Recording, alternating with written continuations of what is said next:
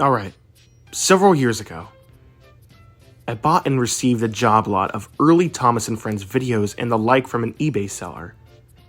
The auction's description mentioned that several of the videos were actually given to him prior to the release of the series on VHS, implying that the seller originally worked on the show in some way.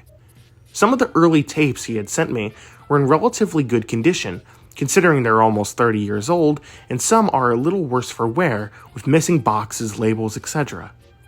Some of the tapes had the original labels missing and had crudely written replacement labels stuck to them. Other tapes had earlier versions of certain episodes, with extra or missing sound effects, as well as shots or short bits of footage that did not make it into the final versions of the episodes. The video that grabbed my interest the most, however, was a video simply called Early Reel, which I believe was filmed in the early 1980s along with the original pitched episode Down the Mine.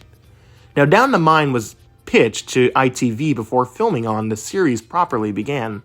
Once it was greenlighted, Series 1 of Thomas and Friends was produced and Down the Mine was reshot to become the show's 25th episode, meaning that this video could not have been Britt Elcroft's pitch to the ITV network to get Thomas greenlit.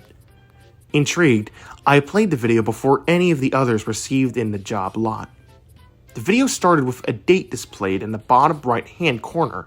It only appeared for a few seconds, and it said 5/6/1981, which would mean the 5th of June, 1981, according to most sources.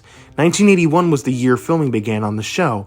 After this, the title card appeared, as this was one of the earliest, if not the earliest, Thomas videos to be completed. It made sense that the familiar theme tune, along with the famous scenes of Thomas bypassing a windmill and stopping at the station, was absent. Instead, a relatively plain title card was used, simply displaying the classic Thomas and Friends symbol shown at the end of all Series 1 and 2 episodes of Thomas and Friends. After a few seconds, it faded to black. Ringo Starr was not present as the narrator. There was no narrator. The video contained no speech, merely sound effects, making it all the more unnerving. The episode started out with Knepford Station being completely mobbed, with trains populating virtually every platform, as only 7 engines were featured in the first season. It was likely that 1 or 2 unmodified Markin engines were pulling some of the trains. A goods train of trucks full of stone was present in the goods platform, which was a platform closest to the viewer. The camera zoomed in to look more closely at the goods train, and then we saw Thomas back down in the train. Thomas's model looked off in this early reel.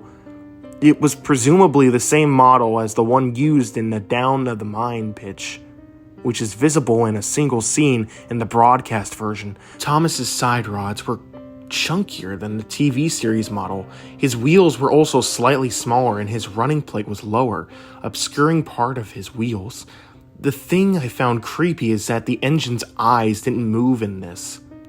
They were painted on, very much like the troublesome trucks in the characters like Terrence and Caroline.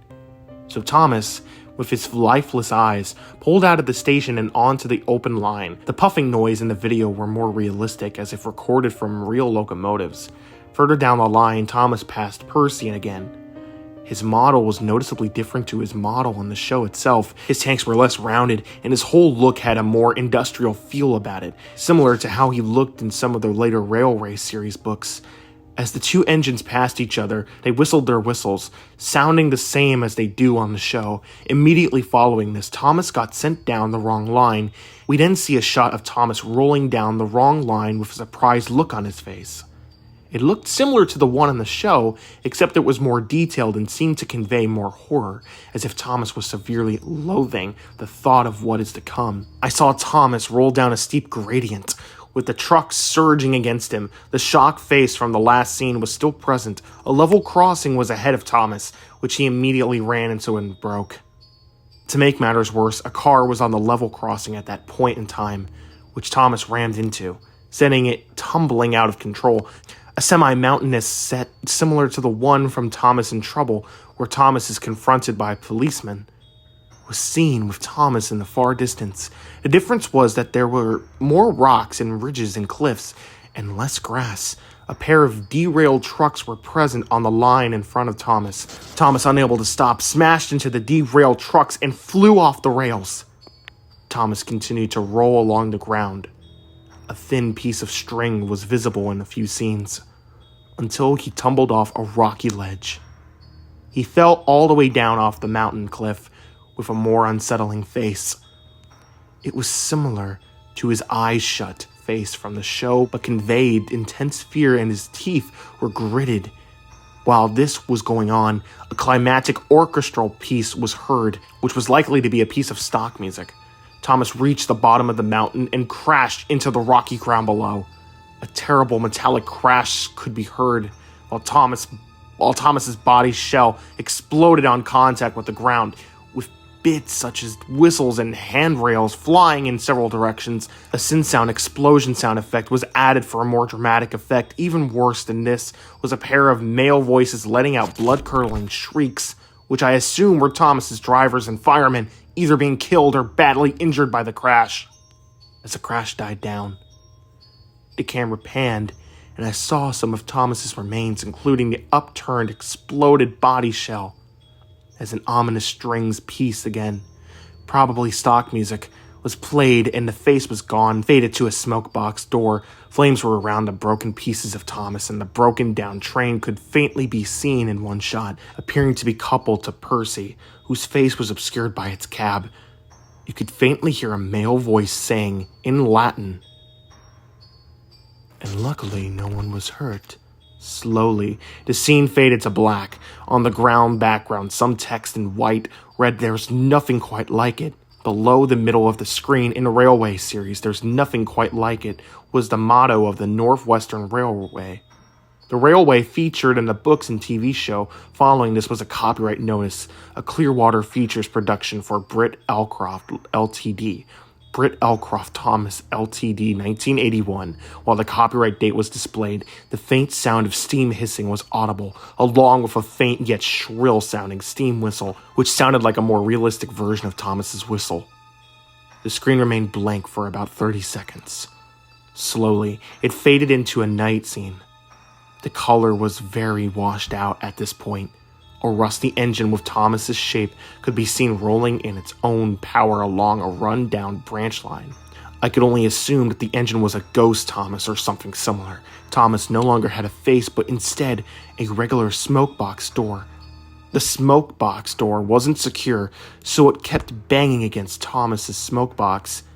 Each time the door opened, there was some sort of substance that was faintly visible inside Thomas's smoke box. I initially assumed this to be ash, but upon closer inspection, it looked like some sort of rotting flesh. I still like to think that it's ash, however. Throughout these night scenes, very little sound was present during close-ups of the ghost Thomas. Some awful grinding, squealing, and clanking noises were heard. The branch line terminates at the scrapyard. By this point, Thomas was rolling at a considerably slow pace, slower than usually seen on the early seasons of Thomas and Friends.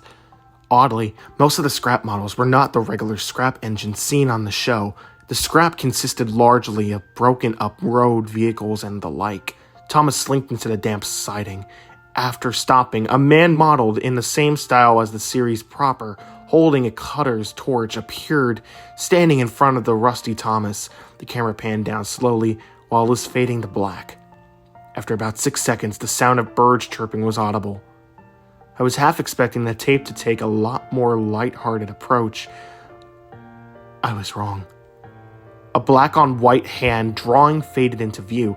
It was of a set of sidings with rows of steam engines that had been withdrawn from service, having several books and magazines on British railways. In the final days of steam traction, I am used to this sort of scenario. However, the engines were completely dilapidated. Their frames were bent out of shape, and various bits of the engines were cracked and dented. Most engines were missing things like smoke box doors and buffers, and all the locomotives simply looked completely mauled. As I am something of a British railway buff, I found this image to be upsetting. Though I imagine that many people will be completely unfazed by it, If you're a long-time follower of Thomas and Friends or have children of younger siblings that are into the show, then you'll know that there are literally hundreds of characters in the series. Even more if you count things such as the Railway series, books and magazines. This picture did not have hundreds of engines, but the choice engines were interesting to say the least. All of them represented real engine classes, some of which formed the bases of characters that weren't yet created. For example, there was a North Staffordshire battery electric locomotive, fairly little known until 2012, when it was brought out of obscurity by serving as the basis for the character Stafford. Even more bizarre was the inclusion of 2 Manning Wardle L-class tank engines. Any fans of the series will know that both Billy and Charlie are based on this engine class. Other engines were not used as a basis for any Thomas character. For example, the London, Tilbury, and Stafford Railway Class 79. This engine class normally sports a Wessington house pump. The drawings showed the pump to be missing. However, it had not been torched off, but rather it appeared to have been wrenched off, leaving a gaping hole in the smoke box. There were similar holes in the engine's boiler, and in the middle of the picture was Thomas himself, barely recognizable. His smokebox door had been broken right off, as had most of his cab and external parts. Some of his wheels were missing. His side rods were removed, and what little paint that had been remained on the dilapidated, hole-ridden body shell was almost completely faded and obscured by rust. As for sound, the chirping birds played throughout the showing of the drawing, about 27 seconds in total, along with the unmistakable sound of Black 5 whistle. The whistle was long and drawn out, lasting for the whole showing of the image and still trailing after the image had faded to black. It would seem that the recording was from an engine that had been taken out of service and was being drained of steam, ready to be broken up. This made the image all the more unsettling partway through. The whistle almost seems to begin to sound pained. I've always been somewhat unnerved by static captions or images, especially if they're not accompanied by any text or music. I've never liked the static TV idents used to signify the death of royal family member. For example, this was no exception. The imagery and soundtrack didn't help matters either. After a while, the whistle began to get a bit staticky. The image showed again for a split second, but now with a black on red color scheme. It was not blood red or anything, but rather a perfect red you'd expect to see as the default red for old editions of Microsoft Paint. The red quickly faded to a more brownish yellowish hue before fading away completely. Unfortunately, since then, the tape has been worn out to the point where no clear image can be made out anymore. My original theory regarding early reel was that it was not meant as a pitch, but was a test episode written and, of course, directed by David Minton to see how much action and violence would work in a Thomas episode. Note that the show's 5th season contained more violence and crashes. It was the first to consist entirely of newly written material not written by the Audrey family, who had written the Railroad series books.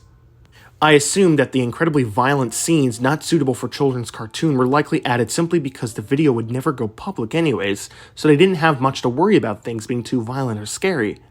It may be worth noting that earlier in 1981, 8th of March, a train in Argentina traveling to the Buenos Aires crashed into a pair of derailed trucks in Branson, Partido. This could be a coincidence, but it could also be a way of continuing the Audrey's tradition of basting the accidents in the series off the real-life events. Prior to the tape wearing out, I contacted Britt Allcroft, David Milton having passed away several years back. She was curious as to how I'd gotten hold of the DVD, as it had been missing for about 30 years, and she confirmed to me that David Minton did not have any input in the film, but was written by a caretaker at Clearwater whose name had escaped her, but she believed that his surname was Richmond. This employee had a grudge for David Minton ever since they were teens, but the reason behind this has not been confirmed. Some believe that during education he felt that Minton was finding ways to make him fail all his courses, depriving him of a future. It's not known how this may have been done, though Minton was a distant relative of the head of one of the exam boards at the time. Richmond was certain that Minton had a hand in making him fail and swore revenge on him. Britt believed that Richmond created this short film with the intent passing it off as Mitten's work in an attempt to get Mitten sacked as a means for revenge. I told her that I had received this film in a job lot of old rare Thomas VHS tapes, some of which were dated prior to the show's launch in 1984, and it turned out that the eBay seller was called Richmond Aldman. Britt was uncertain whether this was this Richmond fellow, but told me to contact her if I found any more news. I watched the film one last time for clues, and I actually was surprised to see that there were some secrets I had not seen before. At the big station, there were advertising posters for Richmond cigarettes. I was unsure whether or not this was a coincidence, but decided I'd contact Britt Allcroft once I'd watched the whole video again. I got to the scene where Thomas couples up to the trucks. On closer inspection, I could make out markings on the truck closest to Thomas. It was text that read LDM 160508. I wondered what this meant, so I did some searching only to realize that David Milton passed away on the 16th of May 2008. I wondered what the LDM would have stood for before I realized that DM would be David Milton, and due to the date of his death written on the truck, the L would have probably stood for late. The following truck had an even more interesting message on it. 10794 was the number written on it, which happens to be my birth date. Another number combination was written on the same truck. Number B2 3S3. I was initially puzzled before realizing that book 23, story 3 of the Railroad series, is called Escape. The climactic crash near the end of the film was likely to be where more secrets lied. I paused the tape.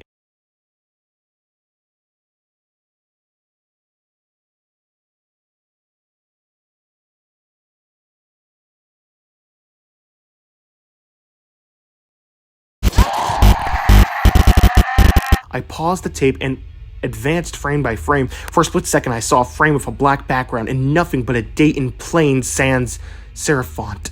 It said 4.1.2033. Several seconds in the film later was another freeze frame saying, "Doom is inevitable." I couldn't find anything more, but was interested with what I had. I tried to contact Britt Allcroft only to find that she had stopped using her old email and begun using a new one, which I was unable to find. And no one else I asked knew what it was either. My theory is that some of the film is by Mitten. I believe that the original synopsis would have been as follows. Thomas backs down on a goods train. He takes the train down the line before realizing that he's been switched to the wrong track. He then crashes but survives in one piece. Percy then arrives with the breakdown train to lift him back onto the rails. The Richmond fellow probably added in bits afterwards, such as the writing on the truck, which I imagine was a reshot scene because convincing enough effects weren't easy to come by in the early 80s. The screams of Thomas crew and destroyed Thomas, as well as everything played after the copyright notice for obvious reasons. The thing that perplexes me is the phrase "there's nothing quite like it," the original motto of the NWR and RS books in Latin.